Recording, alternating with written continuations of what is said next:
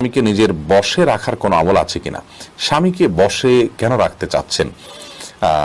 স্বামীকে বশে রাখলে আমার সব কথা শুনবে এমনটি আমরা চাই বা কামনা করি। পৃথিবীতে মানুষ যা চাইবে তার সব হবে, এমনটি আসলে হওয়ার জায়গা পৃথিবী নয়, এমন জায়গা তো জান্নাত।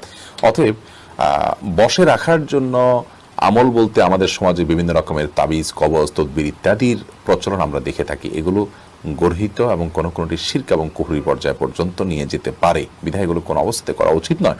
স্বামীকে আপনি চান যে স্বামী কোনো আপনার প্রতি জুলুম অবিচার না করুক, আপনার হক ঠিকঠাক আদায় করুক, আপনাকে ভালোবাসুক, সেটা যদি আপনি চান তাহলে সেক্ষেত্রে আপনি নিজে ভালো হয়ে চলুন, তার ভালোবাসা অর্জন করার জন্য চেষ্টা করুন,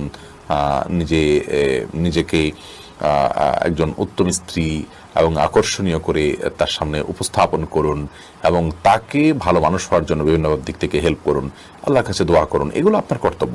এর বাইরে আপনার গতানুগতিক ভাবে